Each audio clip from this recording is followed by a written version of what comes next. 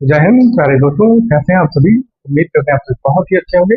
और आपका एक बार फिर से स्वागत है आपके अपने YouTube channel S T civil पथ पर। और दोस्तों, आज की जो हमारी क्लास होने वाली है, ये पूरा पाषाण काल को हम देखेंगे।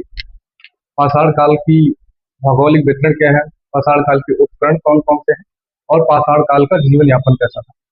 तो पूरा पाषाण काल इस एक ही वीडियो में समेट लेंगे। और ये वीडियो बहुत ही इंटरेस्टिंग और बहुत डिटेल में होने वाली है। तो बस आपसे हमारा एक निवेदन है कि आप इस वीडियो में लास्ट तक बने रहें, और आपको इतिहास की समझ जो है वो यहाँ इस वीडियो के माध्यम से जो आपका इतिहास पढ़ने का तरीका है वो सबसे अलग कर दिया जाएगा। कौन कैसे पढ़ता है, कौन कैसे पढ़ाता है, आप उन सब बातों को भूल जाइए। आप यहाँ आए हैं तो हमें किस तरह से पढ़ना है, जो हम चीजों को सही ढंग से मतलब याद करके और एग्जाम में उसका सही प्रयोग कर सकें। तो उस आधार पर हम अपने क्लास को आगे बढ़ाएंगे। तो ज़्यादा बातचीत न करके हम आज की क्लास का शुरुआत करते हैं। और हमारा आज का जो टॉपिक है वो रहने वाला है पाषाण काल। तो जब पाषाण काल हम पढ़ते हैं तो इसका जो शाब्दिक अर्थ हो जाता है दोस्तों, ये पाषाण का मतलब होता है पत्थर। पाषाण का मतलब हो जाता है पत्थर, और काल का जो मतलब होता है वो समय। यानी जब हम पाषाण काल की बात करते हैं तो इसका मतलब आप समझ लीजिए कि इसमें पत्थरों यानी पत्थरों के समय से जो संबंधित है, हम उसी को पाषाण काल कहते हैं। जैसे इस समय के जो लोग थे वो पत्थरों के औजारों का भारी मात्रा में उपयोग करते थे, और उनके जीवन का जो मुख्य आधार था वो यही पत्थर था। यानी इसी के आधार पर वो अपना संपूर्ण जीवन यापन करते थे। चाहे वो शिकार हो, उन्हीं के माध्यम से वो भोजन शिकार के माध्यम से प्राप्त करते थे। तो जो मुख्य आधार है पाषाण काल का वो पत्थर है। तो इसीलिए हम इसको पाषाण काल कहते हैं, क्योंकि ये पत्थरों का समय है। आप जैसे जैसे इसी क्रम में आगे बढ़ेंगे तो आपको पत्थरों के हथियारों में जो है परिवर्तन देखने को मिलेगा, और उस परिवर्तन के आधार पर हम इसको कई कालखंडों में बांट कर पढ़ेंगे। तो सबसे पहले हम देख लेते हैं कि जो है पाषाण काल को हम कितने खंडों में बांट कर पढ़ेंगे। तो पाषाण काल को हम मुख्यतः तीन खंडों में बांट कर पढ़ते हैं। इसमें जो आपको पहला आ जाता है वो आ जाता है पूरा पाषाण काल। पूरा पाषाण काल। दूसरा जो आपका आ जाता है वो आ जाता है मध्य पाषाण काल। और तीसरा जो है आपका वो हो जाएगा नौ पाषाण काल। नौ पाषाण काल। ठीक है। तो हम पढ़ेंगे जो दोस्तों वो सबसे अलग पढ़ेंगे। तो सबसे पहले हम देखते हैं कि कैसे हमें पढ़ना है। यानी कि जैसे हम पूरा पाषाण काल टॉपिक को पढ़ रहे हैं, तो सबसे पहले हम इसको कुछ संकेताक्षरों के माध्यम से देखेंगे, जिससे आपको रिवीजन करने में और पढ़ने में मतलब एक अक्षर पर एक संकेत पर आप उस टॉपिक के बहुत सारे मतलब अपने डाउट को क्लियर करेंगे। तो हम देख लेते हैं किन किन संकेताक्षर से हम इस टॉपिक को पढ़ने वाले हैं, और हमारे पढ़ने का तरीका ऐसा ही रहेगा। तो इसमें देखिए, जब हम बात करते हैं किसी भी कालखंड को पढ़ने की, तो सबसे पहले जो हमें पढ़ना होता है वो पढ़ना होता है भौगोलिक वितरण। ठीक। भौगोलिक वितरण। और उससे पहले भी हमें पढ़ना होता है कालखंड। चला आप कालखंड लिख लीजिए कि कब से कब तक चला। कालखंड के बाद में हम पढ़ेंगे भौगोलिक वितरण, और उसके बाद में जो हम पढ़ेंगे वो हम पढ़ेंगे उपकरण। उपकरण। और जो तीसरे चरण में हम पढ़ेंगे, चौथे चरण में वो पढ़ेंगे जीवन यापन। ठीक। मैं आपको मोटा मोटा इसलिए बता दे रहा हूँ कि आप जैसे मान लीजिए आप पूरा पाषाण काल पढ़ने की शुरुआत करते हैं, तो आप मोटा मोटा ये जान लीजिए कि आखिर हमें पूरा पाषाण काल में कौन कौन से सब टॉपिक्स पढ़ने हैं। तो पूरा पाषाण काल जैसे आप टॉपिक की शुरुआत करेंगे तो इसमें सबसे पहले आप देखेंगे कि कब से कब तक चला। ठीक। दूसरा आप इसमें जो पढ़ेंगे वो आखिर हमें पूरा पाषाण के जो स्थल हैं वो कहाँ कहाँ से प्राप्त होते हैं, कौन कौन से स्थल जिनके आधार पर हम पता लगा पाते हैं कि ये पूरा पाषाण काल के स्थल हैं। तो जहां जहां आपको पूरा पाषाण काल से संबंधित जो पत्थरों के हथियार हैं या फिर जितने भी पुरातत्व के जो साक्ष्य हैं वो हमें मिलते हैं, हम उनके आधार पर जान जाते हैं कि यहाँ से जो हमें इस काल के साक्ष्य मिले हैं आखिर ये उस काल से संबंधित है। तो इसमें आपका भौगोलिक वितरण। तो तीसरा है आपका उपकरण। उपकरण आखिर मनुष्य किस प्रकार से प्रयोग करते थे, आप देखेंगे कि सबसे पहले पूरा पाषाण काल में मनुष्य किस प्रकार के उपकरण का उपयोग करते थे। उसके बाद में आप मध्य पाषाण काल में देखेंगे कैसे उपकरण का उपयोग करते थे। उसके काल में उसके बाद आप देखेंगे नव पाषाण काल में किस प्रकार से पत्थरों का उपयोग करते थे। जीवन यापन, जीवन यापन में आप देखेंगे कि मनुष्य का जीवन यापन कैसे था। जैसे आप पाषाण काल, पूरा पाषाण काल में देखेंगे उस समय जो हमारी पृथ्वी थी वो बर्फ से ढकी हुई थी। धीरे धीरे उसमें परिवर्तन हुआ और जलवायु में परिवर्तन हुआ, जिसके आधार पर पशुपालन, कृषि शुरू हुई। तो इन सब चार टॉपिक के माध्यम से हम पूरा, आप मतलब पूरा पाषाण काल इन्हीं चार टॉपिक में समाहित है। तो हम देख लेते हैं कि आखिर हमारे एग्जाम में प्रश्न किस प्रकार से आते हैं। तो आप एक बार देख लीजिए प्रश्न, उसके बाद हम देखेंगे। तो जैसे भौगोलिक वितरण है दोस्तों, जैसे आपका जो हमने बताया कि भौगोलिक वितरण, तो जो एग्जाम में प्रश्न आएगा वो भौगोलिक वितरण से इस प्रकार से आएगा। आपको पूछ लेगा कि निम्नलिखित में से, ऐसे प्रश्न आएंगे आपके एग्जाम में। इसीलिए भौगोलिक वितरण पढ़ना, क्योंकि कंपटीशन बहुत ही ज्यादा बढ़ रहा है, तो लोग जो है उसको इग्नोर कर देते थे पहले कि हम भौगोलिक वितरण इतना कौन पढ़ेगा, लेकिन आप उसको भी पढ़िए क्योंकि आप एग्जाम में वो प्रश्न पूछे जाते हैं। तो जो प्रश्न पूछा जाएगा वो इस तरह से पूछेगा, निम्नलिखित में से कौन सा स्थल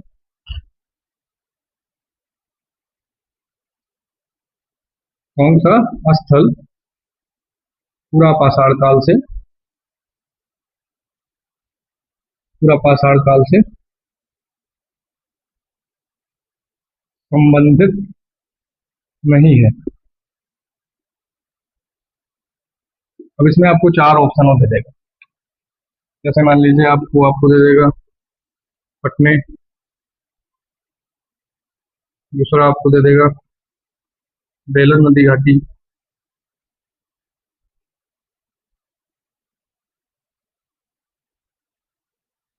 तीसरा आपको दे देगा वो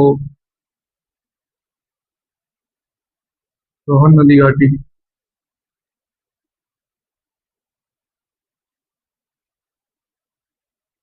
और जो चौथा वो दे देगा आपको कालीगंगा।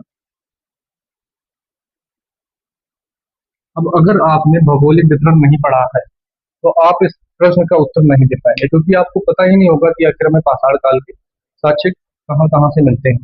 तो इस प्रश्न का उत्तर देने के लिए हमें भौगोलिक वितरण पढ़ना आवश्यक है।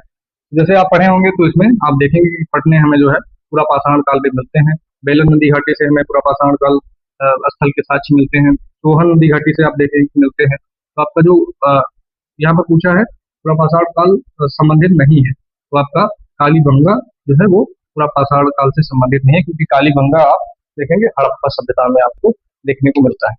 तो आपने देखा कि हमारे एग्जाम में किस प्रकार से प्रश्न आते हैं स्थलों से संबंधित, और इसी तरह से प्रश्न आपके जीवन यापन और उपकरण से भी आ जाएंगे।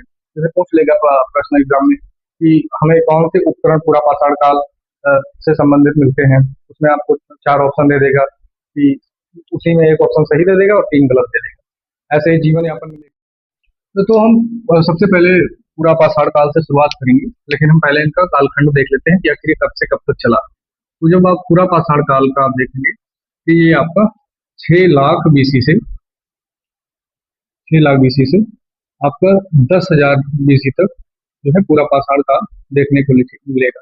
ये के बीसी का मतलब कौन बनेगा, करोड़पति नहीं है दोस्तों। के का मतलब 1000 है और आपका बीसी का मतलब है बिफोर क्राइस्ट। हम अभी आपको बता देंगे कि आखिर बीसी और एडी क्या होता है। मध्य का पाषाण काल का आप समय खंड देखेंगे तो ये आपका 10,000 बीसी से और आपका जो है ये 6,000 बीसी तक देखने को मिलेगा। और जब आप नव पाषाण काल को देखेंगे तो ये आपको 6,000 बीसी से 2,000 बीसी तक देखने को मिलेगा।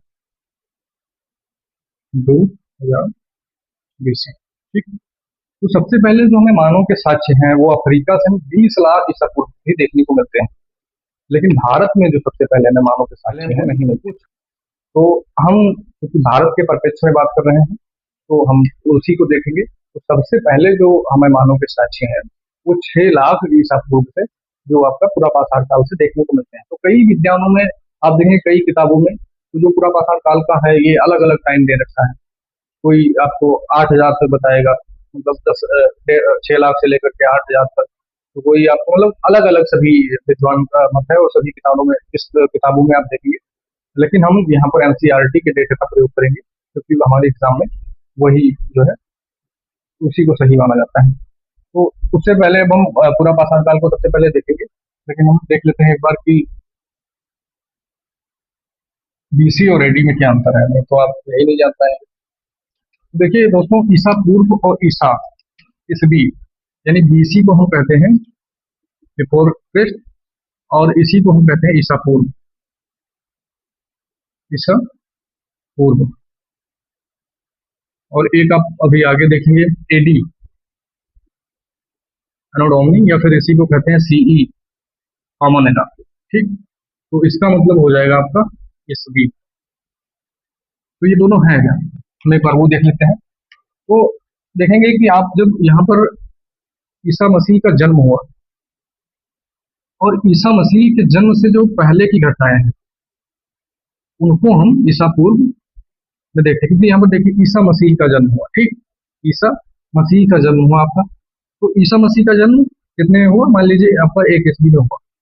ठीक, तो अब ईसा पूर्व, इसे क्या कहते हैं, ईसा पूर्व, यानी जो ईसा मसीह के जन्म के पहले की घटनाएं हैं उसी को हम ईसा पूर्व कह देते हैं, और इसे हम इंग्लिश में बिफोर क्राइस्ट या फिर बीसी कह देते हैं। ठीक, तो इसमें जैसे देखिए मान लीजिए कि इसमें एक और चीज है कि इसमें सीधा में चल करके हम उल्टा चलते हैं। जैसे मान लीजिए भगवान बुद्ध का जन्म आपका 563 बीसी में हुआ। ठीक, तो उनकी मृत्यु जो हुई वो कब हुई, वो 483 ईसा पूर्व में हुई। 483 ईसा पूर्व में। तो यहाँ पर आप देखिए 563 से 482 जो है ये कालखंड घट रहा है, बढ़ नहीं रहा। आप ईस्वी में देखेंगे तो ईस्वी में क्या होता है, जैसे मान लीजिए हम आज हैं 2026 में। ठीक, तो आप आगे बढ़ेंगे जैसे 2030 आएगा तो यहाँ पर क्या हो रहा है, यहाँ पर आप देखिए कालखंड बढ़ रहा है, और लेकिन यहाँ पर आप देखेंगे ये बढ़ने के बजाय घट रहा है। तो ये अंतर है। अगर हम ईसा पूर्व में ऐसे घटते चलेंगे, जैसे यहाँ पर देखिए पाषाण काल की जब हमने बात की तो 6 लाख बीसी से 2000 बीसी, यानी 6 लाख से हम नीचे की तरफ घट आए, और आप इसमें क्या है तो इसमें हम ऊपर की तरफ बढ़ेंगे। ठीक, तो आप ये जान गए। अब इसको जो है हम ईसवी कहते हैं, यानी ईसा मसीह के जो बाद की घटनाएं हैं उसको हम ईसवी कहते हैं, या इसी को फिर हम इंग्लिश में एनोडोमनी, एडी, या फिर कॉमन एरा कह देते हैं। कॉमन एरा, कॉमन एरा का मतलब हो गया।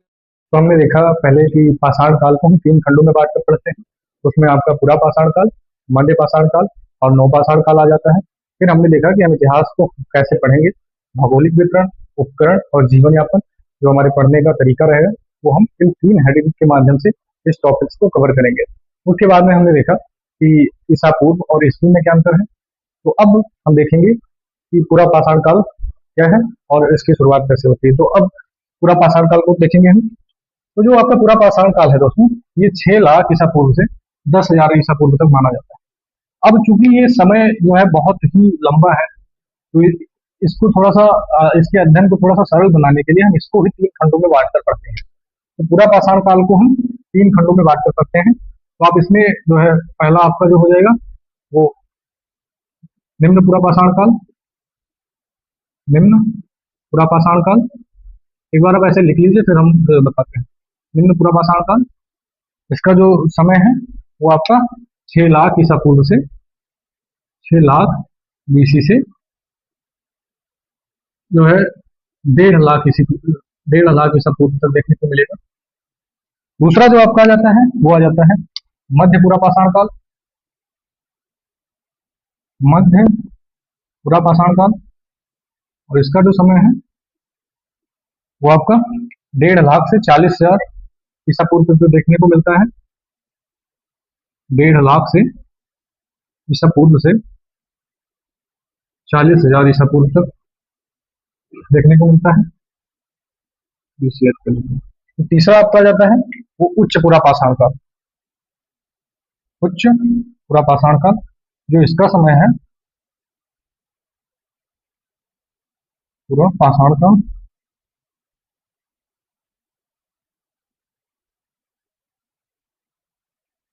तो 40,000 से 10,000 ईसा पूर्व तक देखने को मिलता है। 40,000 से 20 ईसा पूर्व से 10,000 ईसा पूर्व तक देखने को मिलता है। ठीक, तो हमने देखा कि पूरा पाषाण काल को हम 3 खंडों में बांट कर पढ़ते हैं। पहला निम्न पूरा पाषाण काल, दूसरा मध्य पूरा पाषाण काल और तीसरा उच्च पूरा पाषाण काल। जो निम्न पूरा पाषाण काल है ये आपका 6 लाख ईसा पूर्व से 1.5 लाख ईसा पूर्व तक है।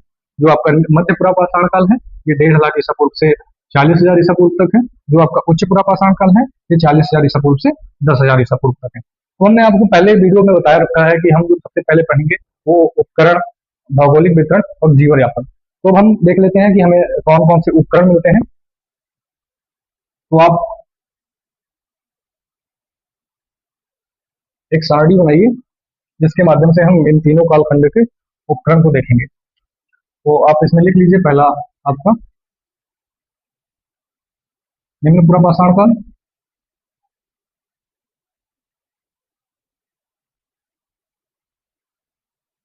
दूसरा जो आपका है मध्य पूरा पाषाण काल,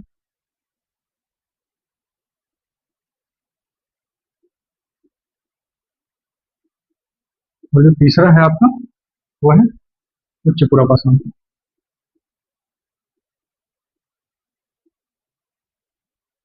ठीक, अब हम यहाँ पर उपकरण की बात कर रहे हैं तो आप हेडिंग यहाँ पर लगा लीजिएगा, उपकरण।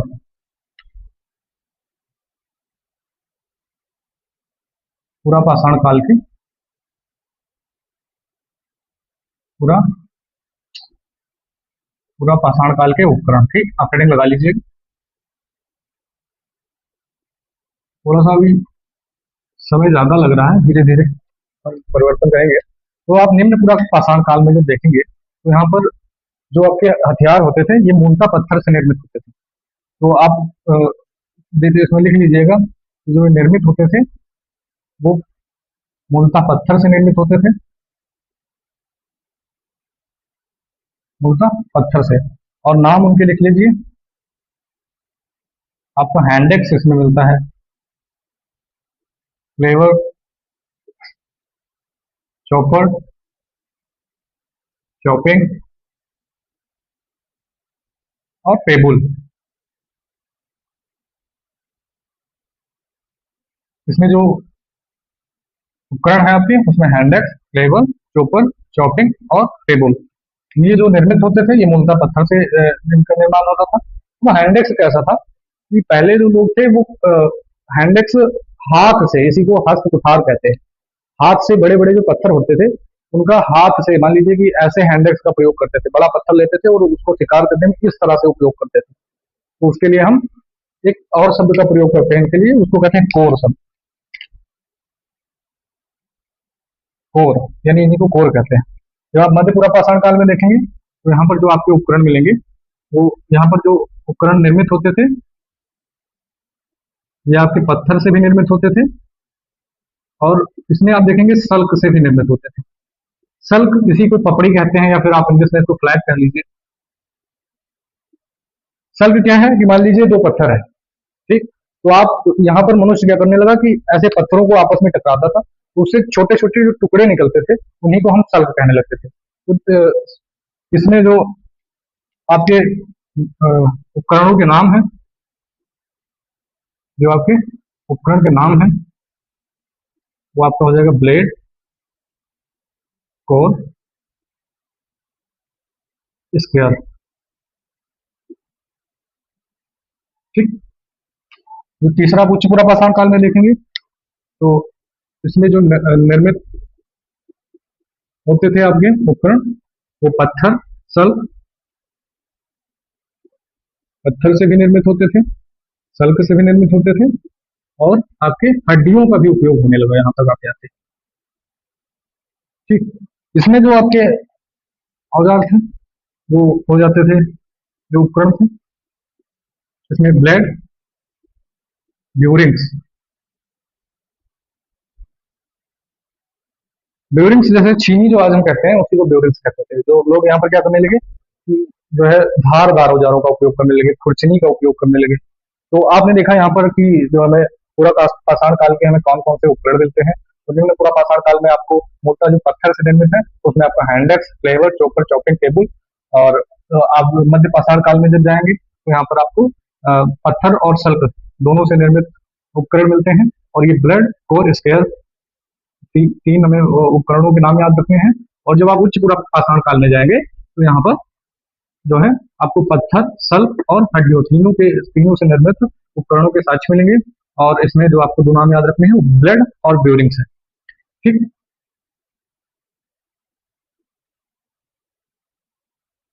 तो हमने देख लिया कि आखिर हमें पूरा पाषाण काल में उपकरण कौन कौन से मिलते हैं। जो दूसरा हमारा टॉपिक है वो है भौगोलिक वितरण। हमने पहले ही वीडियो में बता दिया है कि सबसे पहले उपकरण, भौगोलिक वितरण और जीवन यापन, हम इसी प्रकार का अप्रोच लेकर के पूरे टॉपिक को पढ़ेंगे। तो हमने उपकरण देख लिया। अब जो दूसरा हमारा रहने वाला है वो है, तो आप हेडिंग लगा लीजिए दूसरा, उपकरण के बाद भौगोलिक वितरण। ठीक, भौगोलिक वितरण। जो भौगोलिक वितरण है दोस्तों, इसमें मैं थोड़ा आपको डिटेल में कराऊंगा, क्योंकि अब जैसे जैसे कि आप कंपटीशन जो है एग्जाम का लेवल बहुत हाई हो रहा है। तो पहले लोग क्या करते थे कि इतना डिटेल में जितना मैं अभी करवाऊंगा आपको भौगोलिक वितरण, इतना डिटेल में नहीं करते थे। उनको लगता था इतना कौन पढ़ेगा, इतना पढ़ने से बहुत समय बर्बाद होगा। लेकिन अब जो एग्जाम का पैटर्न चेंज हुआ है उसके आधार पर अब इस पे भारी मात्रा में प्रश्न पूछे जाते हैं। तो हम पहले आपको बता देते हैं कि आखिर हमें इसमें प्रश्न कैसे पूछे जाते हैं। तो आपको जैसे दे देगा कि निम्नलिखित में से जो प्रश्न आपसे मान लो एग्जाम में पूछा जाएगा इस प्रकार से होगा कि निम्न में से पूरा पाषाणकालीन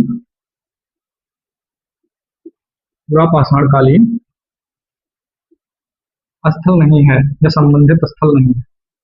ठीक, इसमें आपको चार ऑप्शन दे देगा। पहला मान लीजिए आपको दे देगा बेलन नदी घाटी,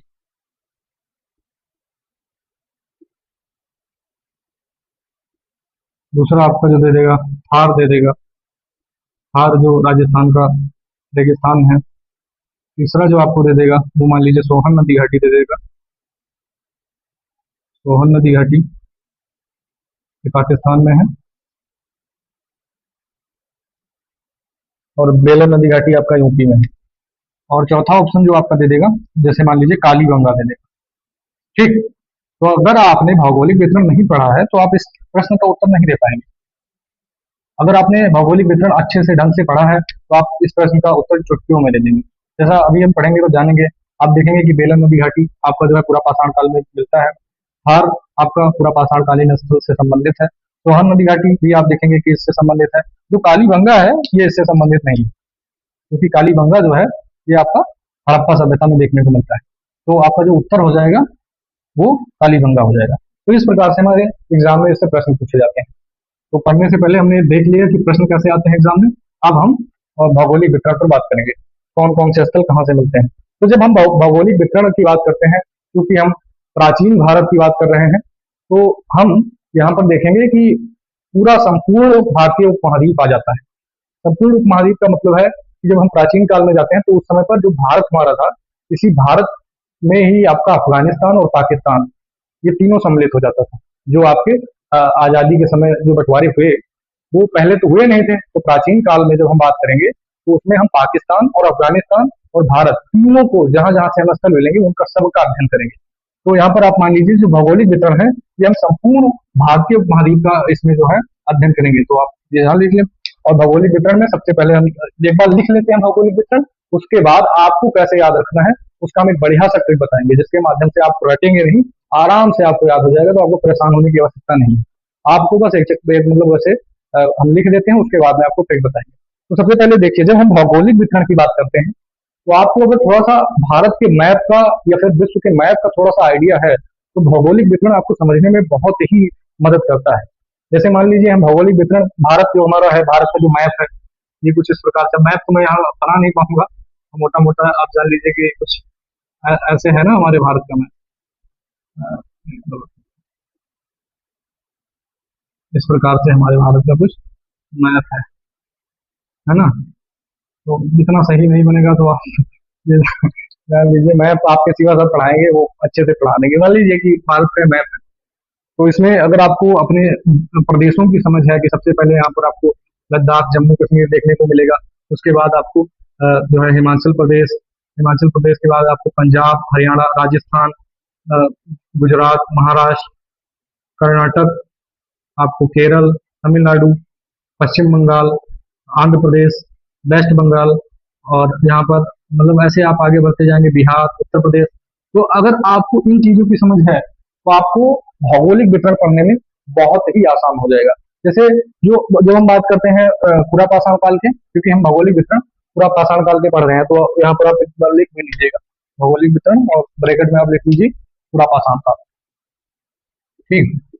तो आप देखेंगे भौगोलिक वितरण जो आपका पूरा पाषाण काल का है, लगभग पूरे भारत से मिलता है, पूरे भारत से आपको देखने को मिलेगा। अब आपको यदि मैप की समझ है तो आपको और अच्छे से उसको याद करने की मतलब रटने की आवश्यकता नहीं पड़ेगी, आप उसको और अच्छे से समझ पाएंगे। तो आपसे मेरा निवेदन है कि आप मैप को जरूर एक बार थोड़ा सा देख लीजिए, जैसे अपने देश के बारे में तो पता रहे कौन से कहाँ पर स्टेट पाए जाते हैं। और अगर आप नहीं जानते हैं तो हम सीधा सबसे कह देंगे, वो आपकी एक मैप की बढ़िया सी क्लास ले लेंगे जिसमें वो आपको बता देंगे। तो अब जब हम बात करते हैं भौगोलिक वितरण, तो सबसे पहले आप पाकिस्तान से देखेंगे। यहाँ पर आपका जो पाकिस्तान से हमें देखने को मिलता है पूरा पाषाण कालीन संबंधी स्तर। उसके बाद हम एक बार स्टेट का नाम लिख लेते हैं, उसके उसके बाद देखेंगे कि उन स्थलों के कौन कौन से नाम हैं। तो पाकिस्तान, ठीक। उसके बाद आप दूसरा कश्मीर। आप परेशान मत होइएगा भाई, आप धैर्य बना के रखिएगा, कुछ भी आपको दिक्कत नहीं होगी, ये मेरा वादा है। हिमाचल प्रदेश, मैं वैसे शॉर्टकट में लिख दे रहा हूँ, बोल दे रहा हूँ, अगर आपको हिंदी में लिखना है तो आप लिख लीजिएगा हिमाचल प्रदेश। चौथा जो आपका हो जाएगा राजस्थान, गुजरात, महाराष्ट्र, ठीक। कर्नाटक, अच्छा, मतलब कर्नाटक, और तमिलनाडु, आंध्र प्रदेश। आंध्र प्रदेश मतलब एपी। और आपका जो 10वां हो जाएगा वो वेस्ट बंगाल, उड़ीसा, और बिहार, यूपी, एमपी। तो आप देखिए हम जो अपने मैप में है वो एंटी क्लॉकवाइज जैसे घूम, ऐसे हम कश्मीर से शुरू करते करते और यहाँ पर हम मध्य प्रदेश तक आ गए हैं। अगर आप मैप समझ लेंगे तो बहुत मजा आएगा आपको, मतलब अभी हम ट्रिक भी बता देंगे। अब जो पाकिस्तान से सोहन नदी घाटी, एक बार लिख लीजिए आप ऐसे ना, उसके बाद हम आपको ट्रिक बताएंगे कि कैसे याद रखना है। कश्मीर से आप देखेंगे लद्दाख, पहलगाम, ठीक। आप हिमाचल प्रदेश, राजस्थान से आप देखेंगे हार, डीडवाना।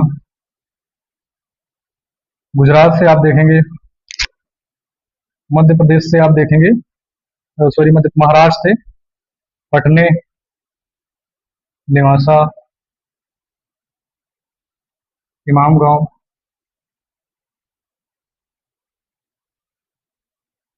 कर्नाटक से आप देखेंगे, ये यहाँ पर देखिए शायद छोड़ने लगा है, तो कर्नाटक से आप देखेंगे हुंसकी, हुंसकी, आंगनबाड़ी एक यहीं पर आपको मिलता है। तमिलनाडु में आप देखेंगे पलवरम। सब सर्वप्रथम जो है, जो पूरा पाषाण कालीन अनुसंधान की शुरुआत है वो यही पलवरम तमिलनाडु से हुई, जो 1863 ईस्वी में आपके रॉबर्ट ब्रस फ्रूट ने किया। तो आप नोट में लिख लीजिएगा, ये आपके एग्जाम में पूछा जा चुका है, बहुत ही इंपॉर्टेंट है, आप इसको इम्पोर्टेंट कर लीजिए। आंध्र प्रदेश से आप करनूल देखेंगे, करनूल से आप देखेंगे यहाँ से जो है आपके आग के साक्ष्य मिलते हैं। वेस्ट बंगाल, उड़ीसा से आप मथुरभंज देखेंगे, मथुरभंज। बिहार से आप मुंगेर एक स्थान है, वहां से आपके प्रभाषणकारी स्थल के संबंध मिलते हैं। यूपी से बेलन नदी घाटी से भारी मात्रा में यहाँ से हथियारों के सब आपको साक्ष्य मिलते हैं, बेलन नदी घाटी। और एमपी से आप नर्मदा नदी घाटी, नर्मदा नदी घाटी। यहीं पर दो स्थल एमपी में, भीमबेटका और आदमगढ़, बहुत ही इंपॉर्टेंट है। भीमबेटका, तो थोड़ा ज्यादा नीचे हो गया, तो भीमबेटका, आदमगढ़, बहुत ही इंपॉर्टेंट है। आप भीमबेटका में देखेंगे चित्रों के साक्ष्य जो है बहुत सारे मिलते हैं, और ये आपका यूनेस्को में शामिल है भीमबेटका। तो ये तो हमने देखा मोटा मोटा कि कौन कौन से स्थल हमें मिलते हैं। अब इनको हम याद कैसे रखेंगे, उसको भी तो जानना जरूरी है। अब ऐसे तो पढ़ते चले जाएंगे, इतना सारा याद तो ऐसे होगा नहीं, तो इसके लिए हम आपको एक ट्रिक बता रहे हैं कि आप मिनटों में इस इतने सारे स्थलों को आप एक ट्रिक में ऐसे पूरा जो है जान जाएंगे।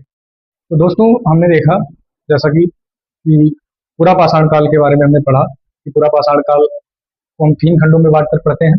उसमें आपका आ जाता है निम्न पुरा पाषाण काल, मध्य पुरा पाषाण काल और उच्च पुरा पाषाण काल। हमने देखा कि इसका कालखंड कब से कब तक था। उसके बाद हमने देखा कि इसका भौगोलिक वितरण कैसे था। और अब हम जो बात करेंगे, अब भौगोलिक वितरण में आप एक चीज जान लीजिए कि जो भौगोलिक वितरण बताया कि बहुत लेंथी है, आपको लग रहा होगा कि सर जैसे हम कैसे इतना याद कर पाएंगे। तो उसके लिए हम एक ट्रिक बहुत ही आसान तरीके से लाएंगे, जो आपको रटने की आवश्यकता नहीं पड़ेगी, आप आराम से जान जाएंगे। लेकिन इस वीडियो में लाएंगे तो बहुत ही बड़ा वीडियो हो जाएगा, इसलिए हम ट्रिक जो है वो शॉर्ट वीडियो में आपको दे देंगे, आप वहां से देख लीजिएगा। अब ऐसे आपको यहाँ पर बताएंगे तो जो वीडियो है ये बहुत लेंथी हो जाएगा, है ना। तो आप लोग टेंशन मत लीजिए, उसके लिए हम शॉर्ट वीडियो में बता देंगे। तो हमने पहले ही वीडियो में स्टार्टिंग में बताया था कि हम किसी भी टॉपिक को पढ़ेंगे तो उसमें मुख्यतः हम पढ़ेंगे आपका जो कालखंड, पहले उपकरण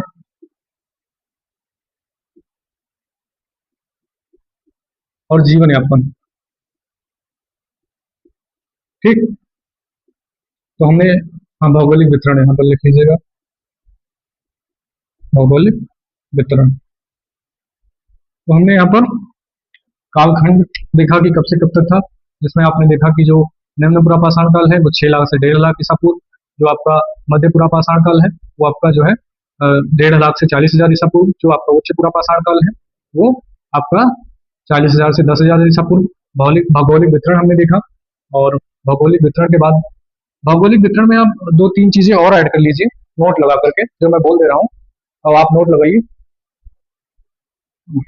तो नोट लगाए हैं आप, तो उसमें 2-3 चीजें आप नोट कर लीजिए। तो मैं लिखूंगा नहीं क्योंकि मैं बोल दे रहा हूँ, आप लिख लीजिए। तो भौगोलिक वितरण में आप एक चीज देखेंगे, आपको एक समानता देखने को मिलेगी कि भौगोलिक वितरण में जो आपके स्थल हैं वो अधिकांशतः या तो आपको नदी घाटी पर देखने को मिलेंगे या फिर नदी घाटी के ऊपरी भागों पर देखने को मिलेंगे। तो ऐसा क्यों था? क्योंकि उस समय का जो मनुष्य था वो शिकार करता था, और उसको शिकार करने के लिए पत्थर की आवश्यकता, मतलब पत्थर उपकरण की आवश्यकता होती थी, तो उसके लिए पत्थर होना आवश्यक था। और वो पानी पीने के लिए उसको पानी की आवश्यकता थी। तो जिसके लिए जो मनुष्य था पूरा पाषाण काल का, वो अधिकतर जो आपको देखने को मिलेगा वो या तो नदी घाटियों में या फिर आपको जो है वो नदी घाटियों के ऊपरी भाग में देखने को मिलेगा, क्योंकि वहां पर मनुष्य को आसानी से पत्थर उपलब्ध होते थे, जिससे वो अपने औजारों का निर्माण करके शिकार करने में आसानी होती थी, और उसको जो पानी की आवश्यकता होती थी वो नदियों से आसानी से हो जाती थी। तो आप ये भी नोट कर सकते हैं, वैसे आप नोट लगाकर जो हम पॉइंट लिखाएंगे उसको आप नोट कर लीजिए कि जो पूरा पाषाण काल है, नोट में आप लिख लीजिएगा कि अधिकांशतः पूरा पाषाण काल के अधिकांशतः स्थल हमें नदी घाटियों या फिर नदी घाटियों के ऊपरी भागों में देखने को मिलते हैं। पूरा पाषाण कालीन अधिकांश स्थल नदी घाटी या नदी घाटियों के ऊपरी भाग में देखने को मिलते हैं। ठीक, जो दूसरा पॉइंट है वो आप ऐड कर लीजिए। इसमें आप देखेंगे कि जो बेलन नदी घाटी है यूपी में, और जो एमपी में आपकी नर्मदा नदी घाटी है, इससे आपके तीनों काल से संबंध है, चाहे वो पूरा पाषाण काल हो, मध्य पाषाण काल हो या फिर आपका नव पाषाण काल। तो नोट नंबर 2 में आप लिख लीजिए कि बेलन नदी घाटी, नर्मदा नदी घाटी से हमें पूरा पाषाण काल, मध्य पाषाण काल व उच्च पूरा पाषाण काल, तीनों से संबंधित साक्ष्य मिलते हैं। तो तीसरी चीज आप देखेंगे दोस्तों वो ये कि पूरा पाषाण काल में आपको मानव जीवाश्म के साक्ष्य नहीं मिलते। एक अपवाद है हथनौड़ा में आपको मानव की खोपड़ी के साक्ष्य मिलते हैं। तो आप नोट नंबर 3 में वो भी ऐड कर लीजिए कि पूरा पाषाण काल में हमें मानव जीवाश्म के साक्ष्य नहीं प्राप्त होते हैं। पूरा पाषाण काल में हमें मानव जीवाश्म के साक्ष्य नहीं प्राप्त होते हैं, लेकिन हथनौड़ा, अपवाद में लिख लीजिएगा, हथनौड़ा से हमें मानव की खोपड़ी के साक्ष्य मिलते हैं। तो भौगोलिक वितरण के बाद आपने नोट्स के 3 टॉपिक को, मतलब जो भी हमने लिखाया लिख लिया होगा, आशा करते हैं। और अब हम बात करते हैं जीवन यापन की, क्योंकि हमने यहाँ पर सब टॉपिक देखा कि कालखंड को हमने पढ़ दिया, भौगोलिक वितरण को हमने पढ़ दिया, उपकरण को हमने पढ़ दिया। अब जो हमारा टॉपिक बचता है वो बचता है जीवन यापन।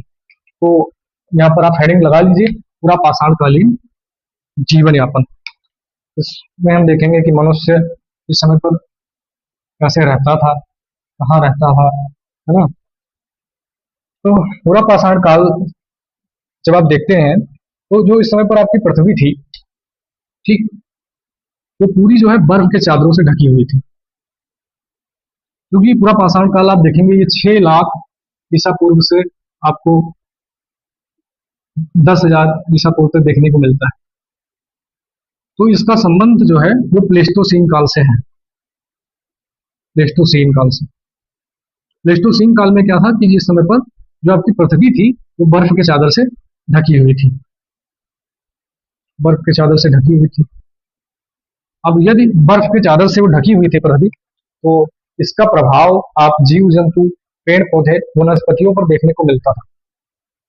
यहाँ पर आप देखेंगे कि जो है आपके पेड़ पौधे देखने को नहीं मिलते थे, क्योंकि बर्फ के चादर से ढकी थी, तो पेड़ पौधे नहीं मिलते थे, वनस्पतियां नहीं मिलती थी, आपके घास के मैदान नहीं मिलते थे। अब अगर ये चीजें नहीं मिलती थी तो उस समय पर मानो कृषि नहीं करता था। आप रिलेट करके पढ़िए चीजों को, तभी आप समझ पाएंगे। अब देखिए कि बर्फ के चादर से ढकी थी, तो इस समय पर जो जलवायु थी बहुत ठंडी थी, है ना। और इस समय पर जो आपके पेड़ पौधे, जीव जंतु पर उसका प्रभाव देखेंगे कि जो है आप ना उस पर जो है आपका घास के मैदान मिलेंगे, ना ही हमें पेड़ पौधे मिलेंगे। हम घास के मैदान और पेड़ पौधे नहीं मिलेंगे तो ना मनुष्य कृषि करेगा, ना ही हमें उस समय पर पशुपालन करेंगे। क्योंकि अब मान लीजिए आप गाय पालते हैं तो उसके लिए आपको चारा देने की आवश्यकता पड़ती है ना। और जब बर्फ के चादर से पृथ्वी ढकी थी तो हमें कोई ऐसे घास के मैदान नहीं मिलते थे जिससे हम उसको चारा दे सके। तो आपका जो है यहाँ पर आप लिख लीजिए कि जो जीवन यापन में आप पहला पॉइंट लिखिए, इसका पूरा पाषाण काल का संबंध, पूरा पाषाण काल का संबंध हम लिख दे रहे हैं। ऐसे आप लोग बहुत काहिल हैं, नहीं तो लिखेंगे भी नहीं है ना, हम खुद ही लिख दे रहे हैं। वैसे तो हम सोच रहे थे कि लिख कर लाएं, पर हमें पता है कि आप लोग बहुत ही अपने प्रति जागरूक हैं इसीलिए हम स्वयं ही लिख लेते हैं। तो पूरा पाषाण काल का संबंध प्लेस्टोसीन काल से है, प्लेस्टोसीन काल से है। थोड़ा स्पीड तेज करते हैं, काल से है। और इस काल में आप देखेंगे कि जो बर्फ पृथ्वी थी बर्फ के चादरों से ढकी थी, जिसका प्रभाव हमें जीव जंतु, पेड़ पौधे सब पर देखने को मिलता है। ठीक, इस समय का जो मनुष्य था वो मुख्यतः शिकार करता था। उसे आखेटक या खाद्य संग्राहक कहते थे, आखेटक या खाद्य संग्राहक कहते थे। ठीक, आग की खोज हमें जो है पूरा पाषाण काल से देखने को मिलती है। आग की खोज, और इस समय पर हमें झोपड़ी के साक्ष्य नहीं मिलते हैं। यानी इस समय पर हमें कोई अस्थाई आवास के साक्ष्य नहीं मिलते। आवास आप लिख लीजिएगा, यहाँ पर झोपड़ी नहीं, आवास लिख लीजिएगा। आवास के साक्ष्य नहीं मिलते तो मनुष्य कहाँ रहता था? तो मनुष्य या तो खुले आसमान में रहता था या फिर जो प्राकृतिक गुफाएं होती हैं उनमें रहता था। आप जो देखेंगे इसमें 4 पॉइंट हो गया आपका। पांचवा देखेंगे कि जो है पूरा पाषाण काल से हमें, उच्च पूरा पाषाण काल से लिख लीजिए, उच्च पूरा पाषाण काल से हमें चित्रों के साक्ष्य मिलने लगते हैं।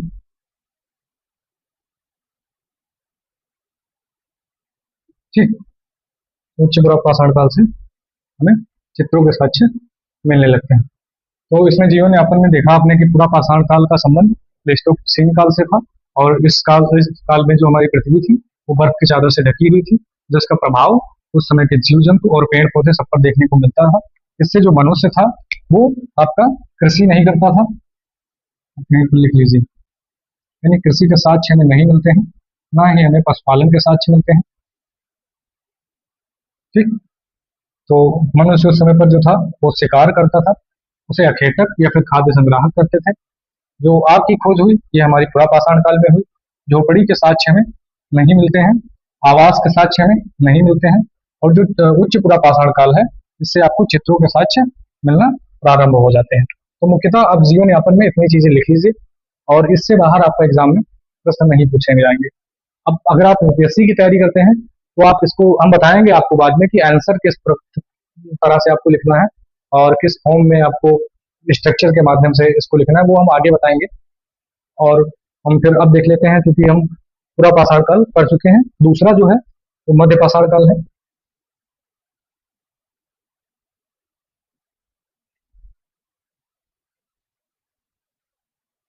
वीडियो बहुत लंबा हो गया। मध्य पाषाण हेडिंग डाल लीजिए, मध्य पाषाण काल।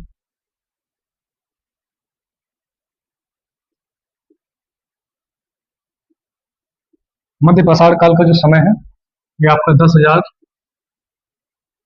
बीसी से 6,000 बीसी तक देखने को मिलता है। अब हमने आपसे पहले भी बताया कि जो हम पढ़ेंगे उसमें हम सबसे पहले पढ़ेंगे उपकरण, दूसरा हम पढ़ेंगे भौगोलिक वितरण,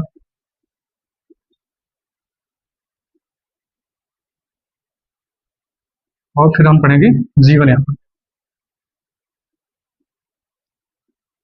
इससे आपका क्या है कि एक समझ बनेगी कि उपकरण आप इससे आपकी जो है समझ और अच्छे से बनेगी, भौगोलिक वितरण और फिर जीवन यापन। ठीक, तो आप सबसे पहले हेडिंग डाल लीजिए उपकरण। उससे पहले आप एक चीज और जान लीजिए कि जो हमारा मध्य पाषाण काल है ये आपका, इसका नाम है मध्य, यानी ये आपका पूरा पाषाण काल और नव पाषाण काल के बीच में आता है। इसे हम कह देते हैं कि मध्य पाषाण काल को हम पूरा पाषाण काल और नव पाषाण काल के बीच का संक्रमण काल कहते हैं। आप लिख भी सकते हैं, इसको लिखना चाहे तो मध्य पाषाण काल को पूरा पाषाण काल और नव पाषाण काल के बीच का संक्रमण काल कहते हैं। पाषाण काल के हम सबसे पहले उपकरण को देखेंगे, और हेडिंग लगा लीजिए उपकरण। ठीक, हम उपकरण में देखेंगे कि आप मध्य पाषाण काल में कि इस समय पर जो है छोटे छोटे उपकरणों का उपयोग होता था। छोटे छोटे उपकरणों का, जैसे जो उस समय के लोग थे वो फेंक कर शिकार कर सकते थे, है ना। इस समय के जो आपके उपकरण थे, चाकू, खिरचनी, और आपका जो है धनुष, कुल्हाड़ी,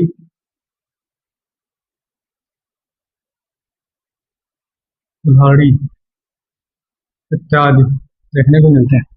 ठीक, अब यहाँ पर एक इतिहासकार हैं, उनका मानना है कि जो आप ब्राह्मण धर्म के आपसे संबंधित हैं, जो भगवान परशुराम, तो एक इतिहासकार ने लिखा है, मुझे उनका ढंग से नाम नहीं याद है, उन्होंने लिखा है कि जो भगवान परशुराम है उनको इस समय का जो कुल्हाड़ी चलाने का नायक है वो कहा जाता है। यानी मध्य पाषाण काल में आपको जो कुल्हाड़ी चलाने का नायक है भगवान परशुराम जी को माना है। एक इतिहासकार, मुझे नाम नहीं याद है, आप देखिएगा, थोड़ा जानने का उत्सुक हो तो आप गूगल करके देख लीजिएगा। तो इस समय के जो उपकरण है वो आपके अर्धचंद्राकार, अर्धचंद्राकार इस प्रकार की आकृति के, या फिर आपको त्रिभुजाकार आकृति के देखने को मिलते हैं। आप इसको लिख भी सकते हैं। इस समय के जो उपकरण है वो आपके अर्धचंद्राकार, अर्धचंद्राकार या फिर त्रिभुजाकार, या फिर त्रिभुजाकार देखने को मिलते हैं। जो ये निर्मित होते थे ये आपके पत्थर से प्लस हड्डियों से निर्मित होते थे। ठीक, तो हमने मध्य पाषाण काल को देखा कि जो आपका मध्य पाषाण काल है 10,000 ईसा पूर्व से 6,000 ईसा पूर्व तक था। सबसे पहले हमने इसमें देखा उपकरण, उपकरणों के इसमें छोटे छोटे उपकरणों का उपयोग होता था, छोटे छोटे उपकरणों का उपयोग होता था। जिसमें आपके चाकू, खिंचनी, धनुष, कुल्हाड़ी जैसे जिससे लोग फेंक कर शिकार कर सकें। और इसमें जो आकृतियां होती थी वो आपके अर्धचंद्राकार या फिर त्रिभुजाकार होती थी।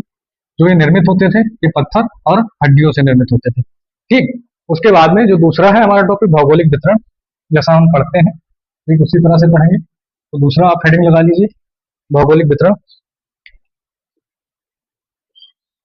ये क्लास थोड़ा बड़ी जरूर है दोस्तों, हो जाएगी, लेकिन आप यदि पूरे क्लास में उपस्थित रहे और पूरा संयम के साथ में देखा, हड़बड़ाए नहीं, तो जितना कंटेंट आपको यहाँ पर मिलेगा आप पूरा यूट्यूब छान लीजिएगा, कहीं भी ऐसी क्लास आपको नहीं मिलेगी। इतना डिटेल में कोई पढ़ाता ही नहीं है।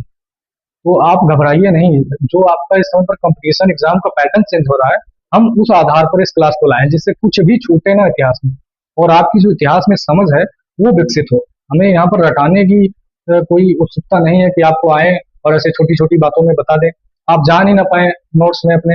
हम आपको हर एक चीज एक्सप्लेन कर रहे हैं जिससे आपको कोई दिक्कत ना हो।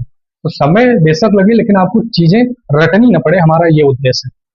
तो भौगोलिक वितरण में जब आप बात करते हैं तो यहाँ पर आप देखेंगे इसमें जो आपका यूपी, मध्य पाषाण काल, जो आपका यूपी, एमपी, एमपी, राजस्थान, ठीक, गुजरात, और फिर आपका कर्नाटक,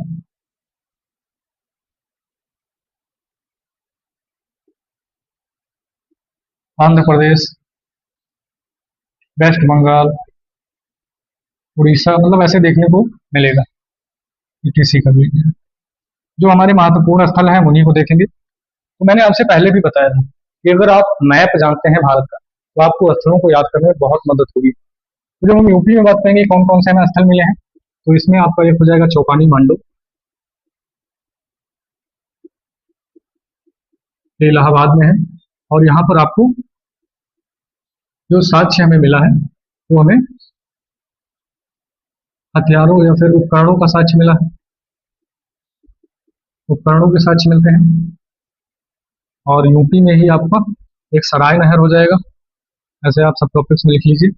यूपी में सराय नहर, ये आपका प्रतापगढ़ सराय नहर हो जाएगा, प्रतापगढ़ में है। और यहाँ पर आपको सवाधान, सवाधान यानी मेल फीमेल को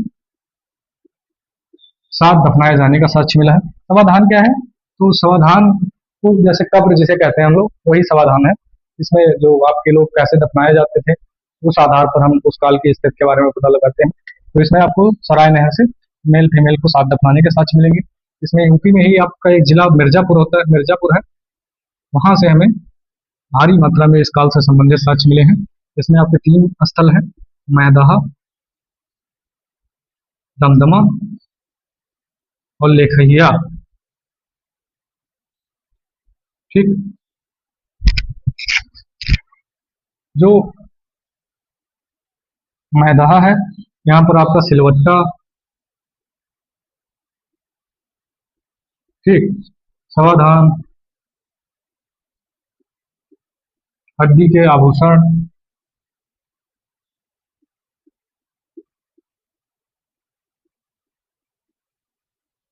इन सब के साक्ष्य मिलते हैं।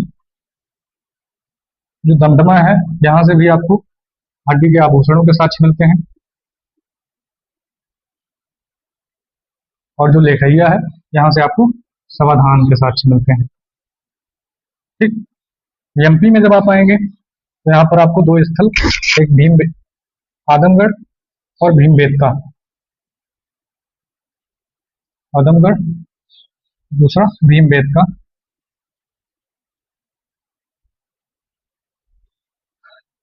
यहाँ से आपका पशुपालन के साक्ष्य मिलते हैं। और जब आप राजस्थान देखेंगे, राजस्थान का एक स्थल है बागोर, यहाँ पर भी हमें पशुपालन के साक्ष्य मिलते हैं, ठीक। उसके बाद और कोई स्थल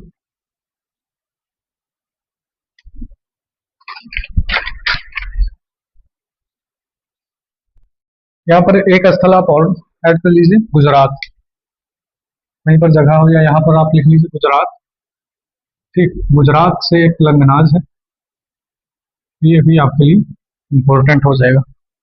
तो हमने देखा कि इसका भौगोलिक वितरण कहाँ कहाँ पर है। तो हमने देखा इसमें यूपी से आपका चौपानी मांडू यहाँ पर आपको अ, उपकरणों या समाधान के साक्ष्य मिल जाते हैं।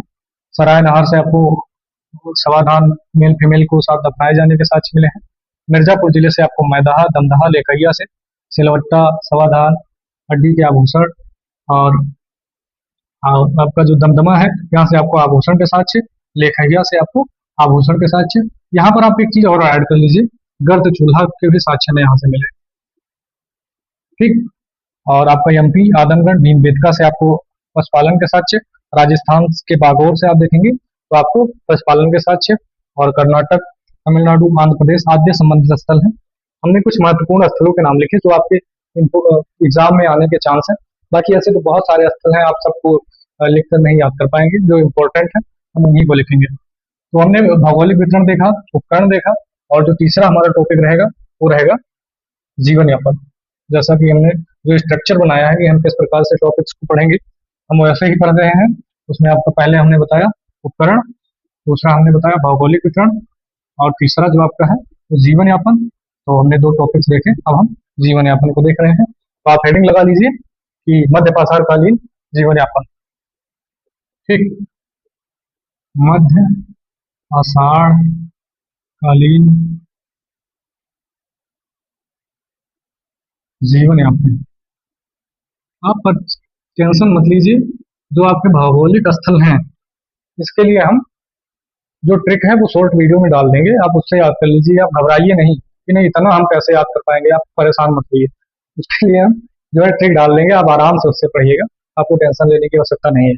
और जो आपका सफर है, बस आपसे मेरा मतलब रिक्वेस्ट एक ही है कि आप आए तो वीडियो को पूरा देखें, ये नहीं आप थोड़ा सा देखें और चले गए।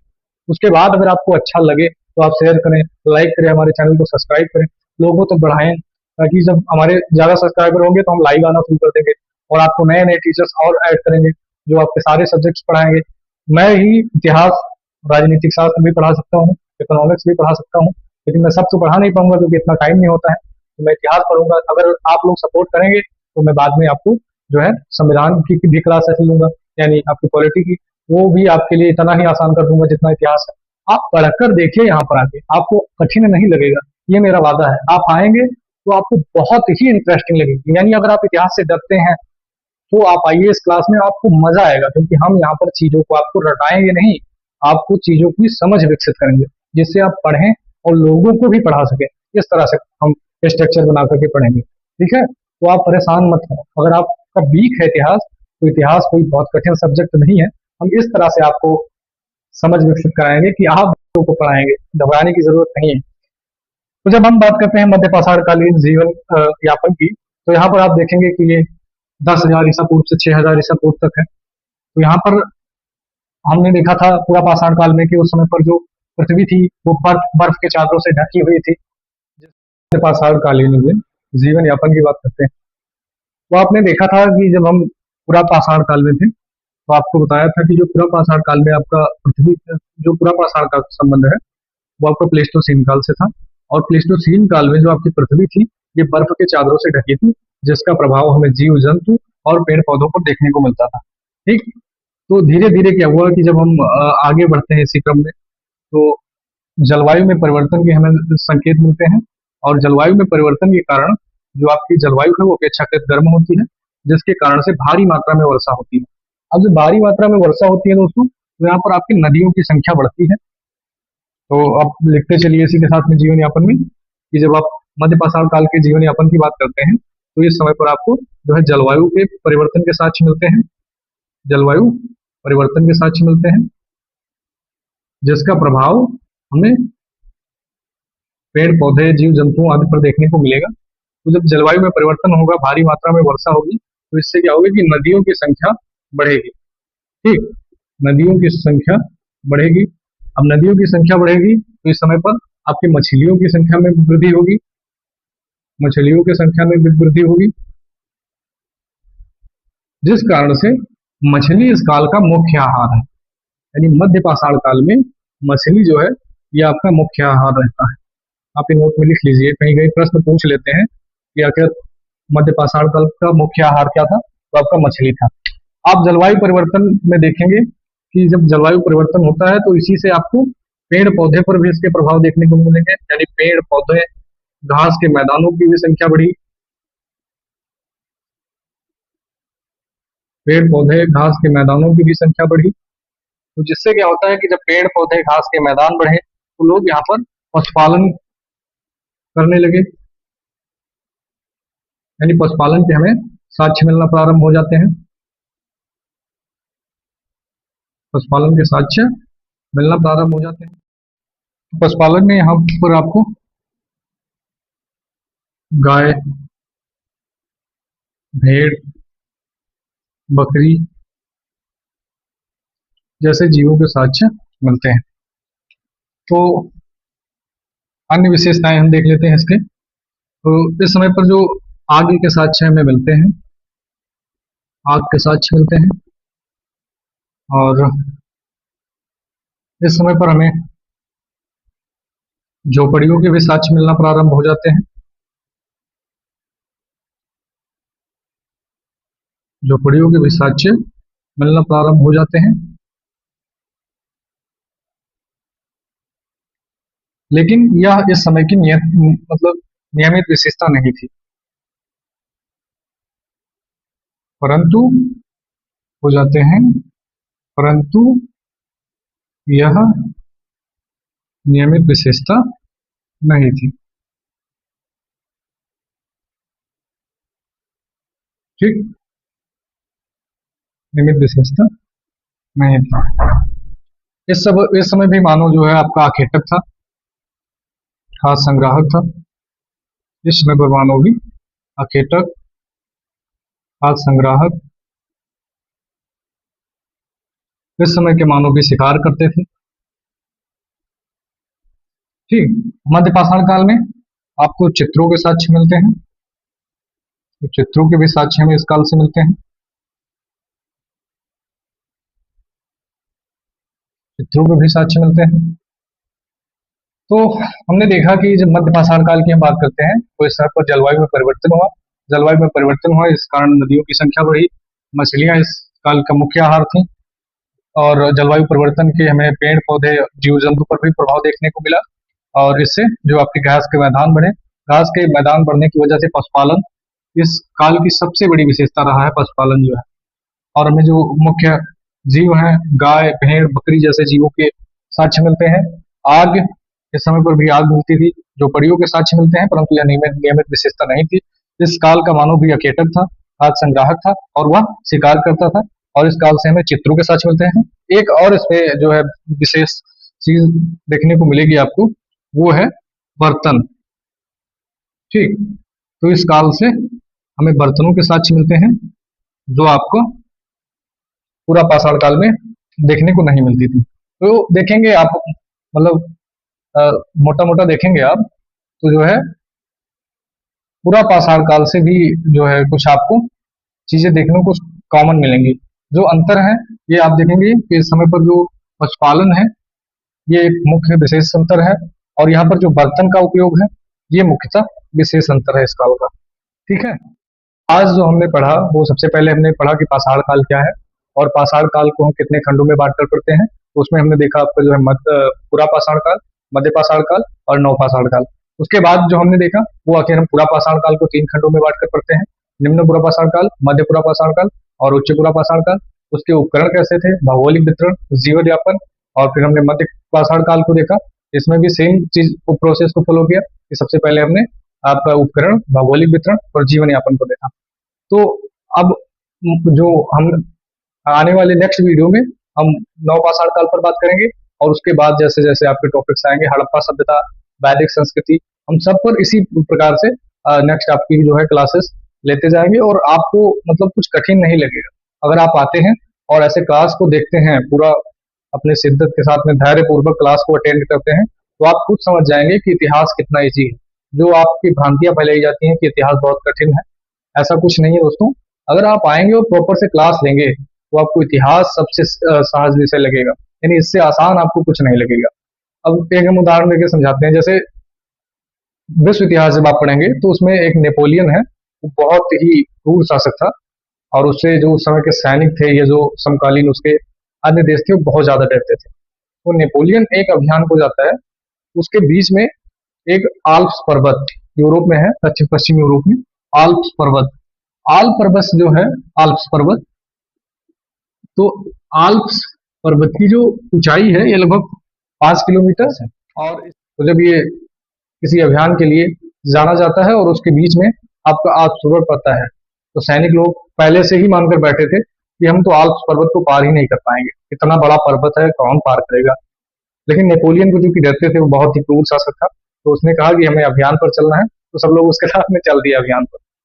अब जब कुछ रास्ते में पहुंचे तो लोग पूछने लगे हम कहाँ पर पहुंचे हैं, तो नेपोलियन ने कहा बस हम पहुंचने वाले हैं।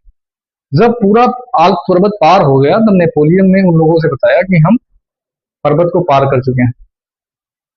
तो लोगों को विश्वास ही नहीं पड़ा कि हमने इतना बड़ा पर्वत पार कर लिया।